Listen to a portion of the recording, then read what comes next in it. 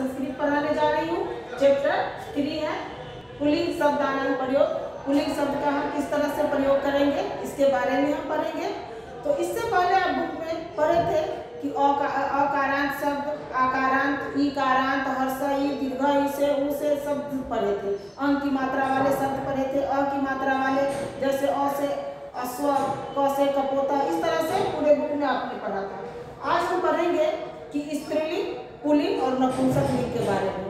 तो आप जानते हैं कि हिंदी में आप लोग पढ़ चुके हैं कि लिंग 2 प्रकार के होते हैं, स्त्रीलिंग और पुल्लिंग। लेकिन संस्कृत में लिंग 3 प्रकार के होते हैं, स्त्रीलिंग, पुल्लिंग और नपुंसक लिंग। अब हम जानेंगे कि हम कैसे पहचानेंगे कि ये पुल्लिंग है या स्त्रीलिंग है या नपुंसक है। तो इसकी पहचान के लिए हम जिस शब्द के अंत में देखिएगा कि अकारांत शब्द हो तो आप समझ लीजिएगा कि ये पुल्लिंग शब्द है। जैसे सिंह, अश्व, व्याघ्र, शशक, बालक, मयूर, सुक्क, यानी ये सब शब्द जो है जिसके अंत में अ लगा हुआ हो वो पुल्लिंग शब्द हो जाएंगे। फिर हम जानेंगे कि स्त्रीलिंग कैसे होगा, कैसे पहचानेंगे कि ये स्त्रीलिंग शब्द है।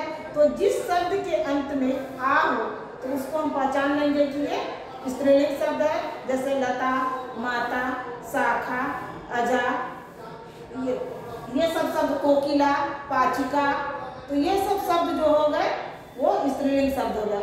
अब देखिए जैसे पाचक, पाचक हम बोलते हैं खाना बनाने वाले को, तो पाचक होगा। पाचिका यानी उसके अंत में आकारांत है, का लगा हुआ है तो स्त्रीलिंग हो गया। और पाचक अ का उच्चारण होता है तो वो पुल्लिंग शब्द हो गया। अब नपुंसक लिंग का पहचान कैसे करेंगे? तो मूल शब्द में जब म लगा होता है, म में हलंत लगा होता है तो उसको हम नपुंसक लिंग पहचान लेते हैं। जैसे भवनम, पुस्तकम, कंदुकम, कंदुकम मीन्स गेंद होता है, भवनम मीन्स घर होता है, पुस्तकम यानी पुस्तक किताब को बोलते हैं। तो इस तरह से हम समझ लेते हैं कि ये नपुंसक लिंग वाले शब्द हैं। आज हम पढ़ेंगे कि पुल्लिंग शब्दानां प्रयोग यानी पुल्लिंग शब्द का हम किस तरह से प्रयोग करेंगे और किस तरह से छोटे छोटे वाक्यों को भी हम बनाएंगे।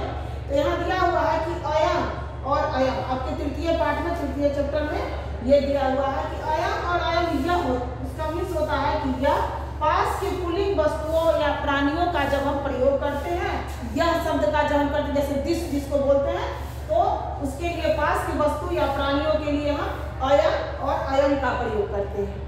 अब देखेंगे कि अयम कहाँ पर प्रयोग करेंगे और अयम कहाँ पर करेंगे। तो इसका उच्चारण हम वर्ण के अनुसार करते हैं। अब इसका चुनाव के लिए हम इस चीज को देखते हैं कि इसके बाद आने वाला शब्द का पहला अक्षर देखते हैं। यानी जब हम अयम या अयम लिखते हैं तो इसके बाद आने, जैसे आपके बुक में दिया हुआ है कि अयम का अस्ति, तो अयम अश्व अस्ति। तो ये अश्व जो लिखा हुआ है अयम, ये किस अक्षर वर्ण से शुरू होता है? तो ये स्वर से शुरू होता है, यानी अ से शुरू होता है स्वर। आप जानते हो यह कि स्वर जो होता है, वर्ण 2 तरह के होते हैं, स्वर और व्यंजन। और अ आ ई वाले जो होते हैं शब्द अक्षर जो होते हैं वर्ण होते हैं वह स्वर कहलाते हैं। और क वर्ग, च वर्ग, ट वर्ग, त वर्ग जो पढ़ते हैं वह व्यंजन होता है। तो अयम यहाँ पर दिया हुआ है कि अयम अश्व अस्ति, तो यहाँ स्वर से शुरू हुआ है अश्व, अ अक्षर से शुरू होने पर यहाँ अयम का प्रयोग हुआ। अयम का प्रयोग कब होता है? जब अ अक्षर से शुरू होता है। बाद वाले सेंटेंस जो है जो अ अक्षर, इस बात को समझ गए होइएगा कि अयम और अयम का प्रयोग हम किस तरह से करेंगे। तो वर्ण जो होते हैं, अक्षर जो होते हैं वो वर्ण 2 प्रकार के होते हैं, स्वर और व्यंजन।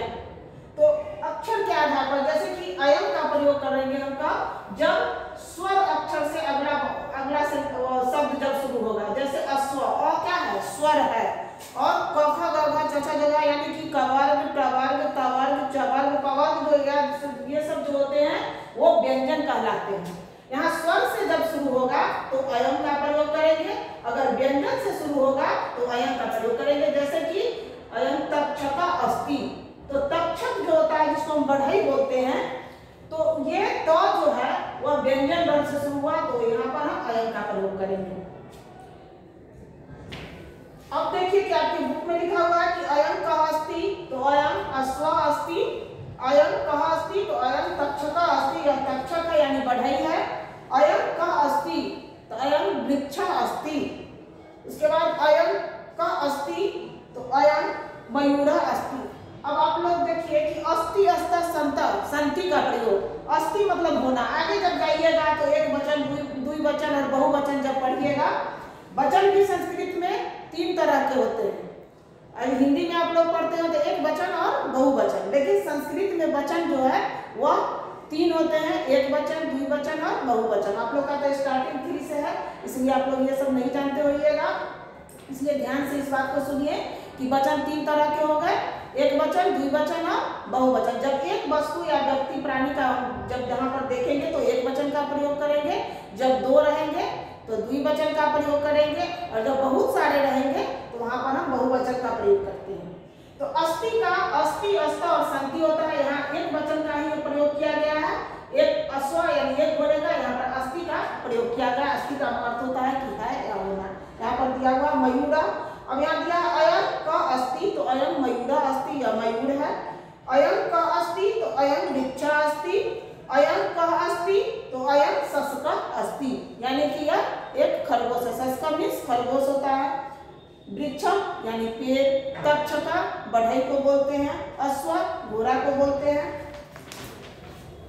यहाँ आपके बुक में कुछ भरने के लिए दिया गया है कि दिए गए शब्दों को पूरा कीजिए। अश्व यहाँ आधा 100 होगा, कलावे 100, और मयूरा, वृक्षा, सस्का, यहाँ अयम, अश्व, अस्ति। तो यहाँ पर क्या अयम क्या पहले ही बता चुके हैं कि अयम है तो यहाँ पर स्वर से शुरू होगा तो अश्व हो जाएगा।